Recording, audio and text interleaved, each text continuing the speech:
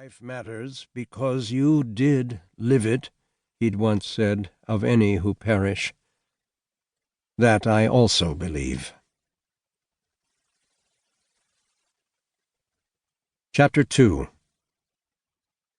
I finished a book the other day, In Times of Fading Light.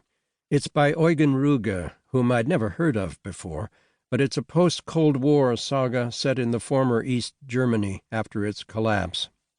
There's the patriarch, a respected theoretician and writer, the son, loyal to a fault, the grandson who comes to doubt, and the great-grandson who wants to tell the world to get lost.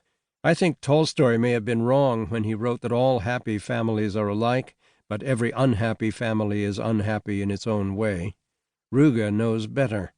All families are both alike and not alike in every way. Let me tell you a little of my family drama, beginning with Grandpa Drago. Grandpa came over from Serbia in 1910 and settled in Gary, Indiana, where he worked in the steel mills. I knew Drago pretty well in his later years, and he'd tell me harrowing tales of his life in the plants. Apparently it could be a pretty good show in those clangy, harshly lit circuses, orange embers floating in front of your eyes, wafts of hot air smothering you like a desert Khamsin, and the men laughing ludicrously like brigands on a pirate ship as they did their high-wire act above big ladles of molten steel. We didn't know anything about lung disease in those days, Grandpa told me once. During breaks we'd smoke Pall Malls and Lucky Strikes, or just sit on the can for 20 minutes. Grandpa looked the part, a man's man at 6'2", with dark, straight hair he cut short at the sides and combed straight back on top, and he had a toothy smile, all natural teeth, too. I remember his eyebrows best, thick but not bushy, more like tree bark than tumbleweed. Grandpa served in World War I, but wouldn't talk much about that part of his life. We knew he'd volunteered in 1917, then went straight to France where he served in an engineering unit, but they had to fight too. Grandpa said he liked Paris, the usual landmarks and all. Once he talked about the dancers and then winked at Dad, but he wouldn't talk about the battles. When I was a boy, I used to make toy rifles out of wood stripped from orange crates. The thicker pieces would be the stocks, then you'd nail 2 of the narrower side rails at an angle to make the barrels. Grandpa didn't like seeing those things, or me and the other kids lobbing water balloons at each other and making sounds with our mouths like explosions when real grenades would hit their mark. It's not that he said anything, but I could always tell by the look on his face. We stopped those kinds of games after Grandpa grabbed a Roy Rogers cap gun from one of my friends and tossed it over the fence into a neighbor's yard.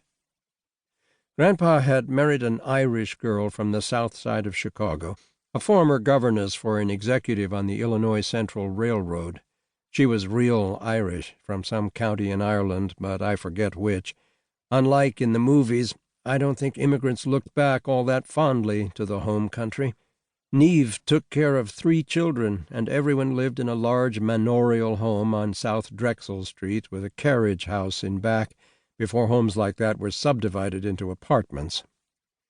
I've seen black and white Kodaks of the home, as Grandpa always called snapshots, and they showed 2 little girls in crinoline dresses and white stockings up to their shins, tightly curled hair on top like Shirley Temple, and the boy was just like Buster Brown, a suit with short pants and a kind of bow tie around his neck, but not fully tied, and highly polished shoes, of course. Grandpa said they'd met at the Indiana dunes when Neve and the 3 kids were swimming there. They'd taken the South Shore train in, and Grandpa had had the day off.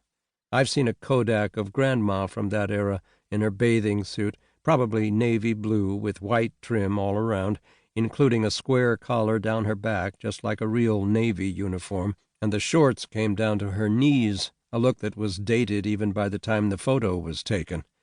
You can just make out the Chicago skyline at the far edge of the lake in the background, and the Gary smokestacks off to the left. Neve is shyly toying with her hair as the photographer snaps the picture, and her smile is more of a "you're not really going to make me do this, are you?" kind of look.